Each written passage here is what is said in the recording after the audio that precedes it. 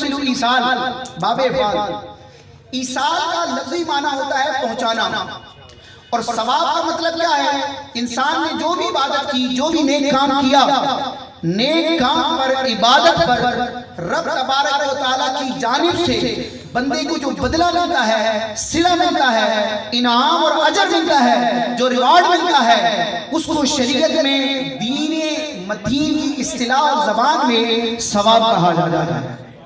ثواب کا معنی کیا ہوا؟ نیکی کے بدلے رب کی طرف سے جو انعام ملتا ہے اسے کیا کہتے ہیں؟ ثواب. اور ایصال کا معنی ہے پہنچانا، تو ایصال ثواب کا معنی کیا ہوا؟ ثواب کو پہنچانا. اب یہ دیکھنا ہے کہ ایک شخص دنیا سے چلا گیا، ہم دنیا میں ہیں، تو ہم نے اگر ثواب پہنچایا، بندے تک پہنچا یا نہیں پہنچا؟ اس تک پہنچنے کے لیے ضروری ہے کہ وہ موجود ہو. اگر موجود ہے تو کہاں ہے؟ یعنی ہم نے اگر خط بھیجنا ہے، کوئی بھی تحفہ بھیجنا ہے، پارسل، تو جس کو بھیجنا ہے اس کا ایڈریس معلوم ہونا ضروری ہے، اس کا زندہ ہونا، موجود ہونا بھی ضروری ہے. لیکن ہم جن کو ایصال ثواب کرتے ہیں وہ تو ہماری آنکھوں سے اوجھل ہو گئے، ان کو تو ہم دفنا کر گھر آ گئے، تو یہ ثواب کہاں جاتا ہے؟ تو اصل اسلامی عقیدہ نظریہ جس کو سمجھنے میں خطا ہوتی ہے، تو ایصال ثواب سمجھنے میں بھی انسان کنفیوز ہوتا ہے. وہ عقیدہ اور نظریہ کیا ہے؟ وہ ہے موت کی تعریف اور اس کا معنی. مرنے کا مطلب کیا ہے؟ بعض لوگوں نے یہ معنی گھڑ لیا کہ مر گیا مردود نہ فاتح نہ درود، حالانکہ بالکل یہ اسلامی نقطہ نظر سے غلط ہے. موت ہے کیا؟ کیا انسان مر کر مٹی میں مل جاتا ہے، فنا ہو جاتا ہے، معدوم ہو جاتا ہے؟ ایسا نہیں ہے، بلکہ اللہ تعالیٰ نے انسان کو جب پیدا فرمایا تو وہ عالم ارواح میں تھا، روحوں کی دنیا میں تھا. جب تک اس نے وہاں رہنا تھا، انسان کی روح عالم ارواح میں، روحوں کی دنیا میں رہی. جب انسان کا عالم دنیا میں آنا مقرر ہوا، طے ہوا، تو وہ اپنے مقررہ وقت پر عالم ارواح سے عالم دنیا میں آیا. ماں کے پیٹ میں بچے کے جو جسم ہوتا ہے اس میں عالم ارواح سے اس کی روح آ کر اس میں داخل ہوتی ہے، اور ایک پیریڈ گزرنے کے بعد انسان کی ولادت ہوتی ہے. جب تک دنیا میں رہنا ہے انسان دنیا میں رہتا ہے. اب جب اس کی موت کا وقت آتا ہے تو ہوتا کیا ہے؟ انسان کا جسم اور اس کی روح دونوں فنا نہیں ہوتے. ہوتا کیا ہے؟ کیونکہ انسان دو چیزوں کا مجموعہ ہے، ایک ہے اس کا جسم، ایک ہے اس کی روح. اور اصل روح ہے، روح سے پہلے بھی مٹی تھی، روح کے نکلنے کے بعد مٹی ہے. اصل حقیقت جو ہے انسان کی وہ ہے اس کی روح. تو اب عالم ارواح سے عالم دنیا میں آئی. اب دنیا میں آنے کے بعد موت ہونے کی وجہ سے روح ختم نہیں ہوتی، روح نہیں مرتی، بلکہ ہوتا کیا ہے؟ ایک جہان سے دوسرے جہان میں آئی، دوسرے جہان سے تیسرے جہان میں جاتی ہے، اور اس جہان کا نام ہے عالم برزخ. برزخ کہتے ہیں پردے کو، پردے کی دنیا. تو ہمارے مرحومین مسلمان ہوں، خواہ کفار کے لوگ ہوں، افراد ہوں، کوئی بھی انسان جب مرتا ہے تو اس کی روح اس کے جسم سے نکلتی ہے، جدا ہوتی ہے، جدا ہو کر فنا نہیں ہوتی، بلکہ دوسرے جہان عالم برزخ میں منتقل ہو جاتی ہے. اور یہ عالم برزخ بہت بڑا جہان ہے. علماء فرماتے ہیں عالم برزخ کو دنیا سے وہی نسبت ہے جو دنیا کو ماں کے پیٹ سے ہے. دنیا کے مقابلے میں ماں کا پیٹ کتنا چھوٹا، اسی طرح عالم برزخ کے مقابلے میں دنیا بہت چھوٹی سی ہے. کیونکہ جب سے دنیا بنی، انسان آئے، ان کی وفات ہوئی، سب کی روحیں عالم برزخ میں پہنچ رہی ہیں. اس عالم برزخ کا اینڈنگ پوائنٹ کیا ہے؟ جب نفخہ پھونکا جائے گا، اسرافیل علیہ السلام سور پھونکیں گے، اور قیامت کے دن سارے مردے اپنی قبروں سے اٹھیں گے، تو اس دن عالم برزخ سے ساری روحیں عالم آخرت اور عالم حشر کی طرف منتقل ہوں گی. یہ اسلامی نظریہ ہے. روح فنا نہیں ہوتی، روح منتقل ہوتی ہے. کیونکہ حدیث پاک میں بھی ہے، سرکار علیہ السلام کی تعلیمات بھی موجود ہیں. طبرانی مستدرک کی روایت ہے کہ انما خلقتم للابد والبقاء، تم ہمیشہ زندہ رہنے کے لیے پیدا کیے گئے ہو. ہم زندہ رہنے کے لیے پیدا کیے تو موت کیا ہوتی ہے؟ ہوتا کیا ہے؟ تم ہمیشہ زندہ ہو، ہمیشہ زندہ رہنے کے لیے پیدا کیے گئے ہو. رب نے جب تمہیں تخلیق کیا پہلے تو انسان نہیں تھا، صرف رب ہی کی ذات ہے ہمیشہ سے۔ اللہ نے جب انسان کو پیدا کر دیا تو پیدا ہونے کے بعد اب ہمیشہ کے لیے انسان ہے۔ انتقال کا مطلب منتقل ہونا۔ جی ماشاءاللہ، یہ بزرگ سمجھ گئے، بڑی عمر کے ہیں ماشاءاللہ، تجربہ کار ہیں، یہ میری بات سمجھ گئے۔ روایت کے آگے الفاظ ہیں، تم ہمیشہ زندہ رہنے کے لیے پیدا کیے گئے، مطلب جب روح بن گئی تو اب روح نے فنا نہیں ہونا، روح نے ایک جہان سے دوسرے جہان کی طرف ٹرانسفر ہونا ہے۔ روایت میں ہے وَلَٰكِنَّكُمْ تَنْتَقِلُونَ مِنْ دَارٍ إِلَىٰ دَارٍ، لیکن تم ایک گھر سے دوسرے گھر کی طرف منتقل ہو جاتے ہو۔ اسی لیے جب کوئی مرتا ہے تو کہا جاتا ہے انتقال ہو گیا، انتقال کا مطلب ایک دنیا سے دوسری دنیا کی طرف چلا گیا۔ تو روحیں عالم برزخ میں ہوتی ہیں، اور اس جہان میں پہنچنے کے باوجود روحوں کا تعلق زندہ افراد سے ہوتا ہے۔ اگر گھر میں کوئی مسئلہ ہوا خوشی کا یا غمی کا تو جو فوت شدہ افراد ہوتے ہیں عالم برزخ میں، ان کو ان تمام معاملات کی خبر ملتی ہے کہ ہمارے گھر میں یہ ہو رہا ہے۔ اب ایصال ثواب کرنا ہے تو وہ ہوگا کیا؟ عالم دنیا سے عالم برزخ کی طرف وہ ثواب منتقل ہوگا۔ جس طرح ایک ملک سے دوسرے ملک کی طرف ہمارا کوئی پارسل، ہمارا کوئی پیکٹ یا ہماری کوئی چیز پہنچ جاتی ہے، اسی طرح رب تبارک و تعالیٰ کی رحمت سے ایک جہان سے دوسرے جہان کی طرف وہ پہنچتی ہے۔ اور یہ پہنچتی کیسے ہے اور اس کی اجازت کہاں سے ہے؟ اس کی اجازت محبوب علیہ السلام کے فرمان کے ذریعے ہے۔ ایصال ثواب کرنا سنت ہے، سنت مصطفیٰ ہے۔ بخاری شریف کا میں آپ کو حوالہ دوں گا، حدیث کی کوئی اور کتاب بھی پیش کی جائے، ہر کتاب ہی معتبر ہے، لیکن بخاری کا حوالہ لینے کی بات اوقات جستجو ہوتی ہے کہ بخاری کیونکہ قرآن کے بعد سب سے معتبر کتاب ہے سند کے اعتبار سے، اعتماد کے اعتبار سے، تو بخاری شریف کی ایک روایت آپ کے سامنے پیش کرتا ہوں۔ سرکار علیہ السلام کے بڑے پیارے صحابی ہیں سعد بن عبادہ رضی اللہ تعالیٰ عنہ، ان کی ایک روایت بڑی مشہور ہے جو آپ سن چکے کئی مرتبہ، میں اس کو دہرا دیتا ہوں، وہ دوسری روایت ہے۔ وہ روایت یہ ہے کہ سعد بن عبادہ بارگاہ رسالت میں حاضر ہوتے ہیں، عرض کرتے یا رسول اللہ میری والدہ کا انتقال ہو گیا، ان کے لیے میں صدقہ کرنا چاہتا ہوں، ایصال ثواب کرنا چاہتا ہوں، کون سا صدقہ بہتر رہے گا؟ تو ان دنوں مسلمانوں میں پانی کی قلت تھی اور علماء فرماتے ہیں کہ وہ صدقہ کیا جائے۔ یہ صدقے کے لیے اصول ہے کہ جب نفلی صدقہ انسان خیرات کر رہا ہے تو کس چیز کو خیرات کرے؟ تو علماء نے یہ اصول بیان کیا ہے کہ جس مقام پر مسلمانوں کو جس چیز کی زیادہ حاجت ہو اسی چیز کا صدقہ کیا جائے۔ تو پانی کی قلت تھی تو سرکار علیہ السلام نے ارشاد فرمایا الماء، پانی صدقہ کرو۔ تو سرکار علیہ السلام نے یہ نہیں فرمایا اے سعد یہ کیا کہہ رہے ہو، تمہاری والدہ تو دنیا سے چلی گئی، تم زندہ ہو، صدقہ کرنا ہے تو اپنے یہ کرو، والدہ کے لیے کیوں کر رہے ہو؟ سرکار علیہ السلام نے صدقہ کرنے کا ارشاد فرمایا، مشورہ عطا فرمایا کہ پانی کا صدقہ کرو۔ پتہ چلا کہ صدقہ ہوگا تو نفع پہنچے گا۔ پھر آپ نے کنواں کھدوایا اور کنواں بنوانے کے بعد اس کنویں پر ایک عبارت لکھوائی، ایک جملہ لکھوایا۔ وہ جملہ کیا تھا؟ ہاذہ ام سعد، یہ کنواں ام سعد کے لیے ہے۔ اب میں آپ سے سوال کرتا ہوں، حضرت سعد بن عبادہ رضی اللہ تعالیٰ عنہ نے کنواں بنوایا کس کی رضا کے لیے؟ اللہ کی رضا کے لیے۔ صدقہ کس کے لیے کیا؟ اللہ کی رضا کے لیے۔ صدقے پر ثواب کون عطا کرے گا؟ لیکن کنویں پر لکھا کیا جا رہا ہے؟ ہاذہ ام سعد، یہ تو ام سعد کے لیے ہے۔ تو کیا پتہ چلا؟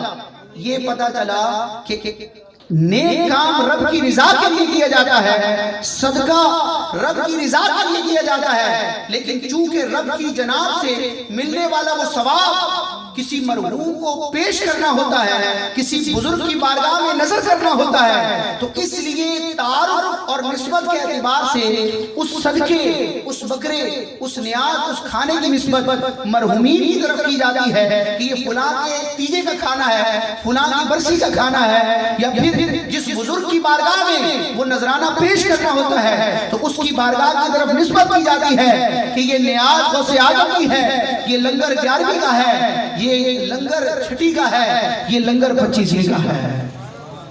مسلمان کی نسبت کرتے ہیں کہ کھانا کس کا ہے؟ غوث کی نیاز ہے۔ تو معاذ اللہ یہ کوئی اسلام کے منافی نہیں ہے، لنگر کیا، کھانا کھلایا مسلمانوں کو رب کی رضا کے لیے، لیکن کھانا کھلانے پر جو ثواب ملے گا چونکہ وہ غوث اعظم کی بارگاہ میں پیش کرنا ہے، لہذا تعارف کروانے کے لیے، لوگوں کو بتانے کے لیے کہ یہ کھانا غوث پاک کے ثواب کے لیے، ان کی بارگاہ میں نظر کرنے کے لیے ہے، اس کھانے کو 11ویں شریف کا لنگر کہہ دیا جاتا ہے۔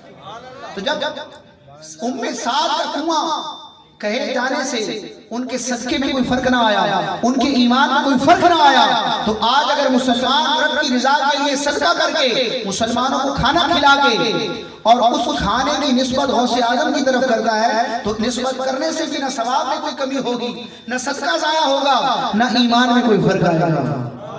یہی سعد بن عبادہ رضی اللہ تعالیٰ عنہ ان کے حوالے سے بخاری شریف کے الفاظ ہیں، کیونکہ جب یہ روایت بیان کی جاتی ہے تو بعض اذہان میں یہ ایک سوال آتا ہے کہ یہ جو روایت پیش کی گئی اس میں تو پانی کا ذکر ہے، تو یہ تو ثابت ہو گیا کہ پانی لوگوں کو پلایا جائے، اس کا ثواب محرومین کو بخشا جائے۔ پانی کے علاوہ یہ جو لنگر ہوتا ہے، قرآن خوانی ہوتی ہے، نعت خوانی ہوتی ہے، دیگر اذکار اور اعمال ہوتے ہیں، ان کا ثواب کیسے پہنچتا ہے، ان کا ثبوت کہاں سے ہے؟ تو میں آپ کے سامنے بخاری شریف کی وہ روایت پڑھ رہا ہوں کہ سرکار علیہ السلام کی بارگاہ میں سعد بن عبادہ نے سوال بھی عام کیا، اور سرکار علیہ السلام نے اس کا جواب بھی جامعیت کے ساتھ عطا فرمایا کہ دنیا میں انسان جو بھی صدقہ کرے، جو بھی نیکی کرے اور اس کا ثواب مرحوم کو ایصال کرے تو وہ اس کو پہنچے گا۔ ہر طرح کے صدقے اور ایصال ثواب پر جو دلیل ہے وہ میں آپ کے سامنے پیش کرنے جا رہا ہوں۔ بخاری شریف کی روایت ہے، حضرت عبداللہ بن عباس رضی اللہ تعالیٰ عنہ روایت کرتے ہیں کہ سعد بن عبادہ رضی اللہ تعالیٰ عنہ سفر پر تھے، آپ کی غیر موجودگی میں آپ کی والدہ کا انتقال ہو گیا۔ اب یہ جب سفر سے لوٹے تو ان کو صدمہ ہوا، بارگاہ رسالت میں حاضر ہوتے ہیں، عرض کرتے ہیں یا رسول اللہ میری غیر موجودگی میں میری والدہ کا انتقال ہو گیا۔ اب ذرا ان کے الفاظ دیکھیں، سعد بن عبادہ کیسے فصیح و بلیغ ہیں، کیسی بصیرت ہے، سوال ایسے انداز میں کر رہے ہیں کہ جب جواب آئے تو وہ جواب ایسا ہو کہ قیامت تک آنے والی امت کے لیے ایصال ثواب پر وہ سند بن جائے۔ آپ نے کسی خاص نیکی کا ذکر نہیں کیا کہ یا رسول اللہ میں وہ فلاں کام کروں تو اس کا ثواب پہنچے گا نہیں پہنچے گا۔ عرض کرتے ہیں یا رسول اللہ میری والدہ دنیا سے رخصت ہو گئی میری غیر موجودگی میں، فَهَلْ يَنْفَعُهَا شَيْءٌ إِن تَصَدَّقْتُ بِهِ عَنْهَا، اگر میں اپنی والدہ کی طرف سے کوئی صدقہ کروں، شیء کا لفظ ہے، شیء کا مطلب کوئی بھی چیز، کوئی اسپیسیفک صدقے کا نام نہیں لیا، خاص صدقے کی بات نہیں کی۔ عرض کرتے ہیں اگر میں اپنی والدہ کی طرف سے کوئی بھی چیز صدقہ کروں، کوئی بھی چیز میں پانی بھی آئے گا، لنگر بھی آئے گا، قرآن خوانی بھی آئے گی، نعت خوانی بھی آئے گی، رائے خدا میں سفر کرنے کی نیکی بھی آئے گی، عمرے اور حج کی نیکی بھی آئے گی، درود پاک پڑھنے کی نیکی بھی آئے گی، ذکر و اذکار کرنے کی نیکی بھی آئے گی، اور مسلمانوں پر مال خرچ کرنے، مسکینوں کو کھانا کھلانے والی نیکی بھی آئے گی۔ عرض کرتے ہیں فَهَلْ يَنْفَعُهَا شَيْءٌ إِن تَصَدَّقْتُ بِهِ عَنْهَا، یا رسول اللہ میری والدہ تو دنیا سے رخصت ہو گئی، عالم برزخ کی طرف منتقل ہو گئی، اگر میں اپنی والدہ کے لیے کوئی صدقہ کروں، کسی چیز کا صدقہ کروں تو میری والدہ کو وہ صدقہ نفع دے گا؟ ينفعُهَا کے لفظ ہے، میری والدہ کو نفع ہوگا نہیں ہوگا؟ سرکار علیہ السلام نے یہ بھی فرمایا ہے اے سعد یہ کیا کہہ رہے ہو، انسان تو مر گیا مٹی میں مل گیا، مر گیا مردود فاتح ندود، یہ کیسے بات کر رہے ہو، وہ مر گئی اور ان کا عمل ان کے ساتھ تھا، تمہارے ایصال ثواب کرنے سے کوئی فائدہ نہ ہوگا؟ نہ، سرکار علیہ السلام نے منع نہ فرمایا بلکہ ارشاد فرمایا، ایک جملہ بلکہ ایک لفظ ہے، لیکن وہ ایک لفظ سرکار علیہ السلام کا اتنا جامع ہے، اتنا پاورفل ہے کہ قیامت تک مسلمان صدقہ کر کے ایصال ثواب کرتے رہے، ہر طرح کے صدقے کے ایصال ثواب کے لیے سند اور دلیل وہ سرکار علیہ السلام کا ایک کلمہ ہے۔ سوال عام تھا، عرض کی فَهَلْ يَنْفَعُهَا شَيْءٌ إِن تَصَدَّقْتُ بِهِ عَنْهَا، اگر میں والدہ کی طرف سے کوئی صدقہ کروں تو انہیں نفع ہوگا؟ سرکار نے فرمایا نعم ہوگا۔ یہ نام کا لفظ انگلش میں یس کہا جاتا ہے، اردو میں جی ہاں، عربی میں نعم ہوتا ہے، نعم ہاں، تمہاری ماں کے لیے جو تم صدقہ کرو گے، کوئی بھی شے صدقہ کرو، کسی بھی قسم کا صدقہ کرو، انہیں فائدہ ہوگا۔ تو اب ایصال ثواب کی اجازت مانگی صحابی رسول نے، ایصال ثواب کی اجازت دی سرکار علیہ الصلوۃ والسلام نے۔ پھر حضرت سعد بن عبادہ کا عشق دیکھے، صدقہ تو رب کی رضا کے لیے کرنا ہے، ملنے والا ثواب رب اپنی والدہ کو پیش کرنا ہے، لیکن اس نیک عمل پر، اس ایصال ثواب پر گواہ کس کو بنا رہے ہیں؟ عرض کرتے ہیں یا رسول اللہ، یہ بخاری کے الفاظ ہے، یا رسول اللہ میرا ایک باغ ہے، وہ میں رب کی بارگاہ میں صدقہ کرتا ہوں اپنی والدہ کی ایصال ثواب کے لیے، اور اس صدقے پر میں آپ کو گواہ بناتا ہوں۔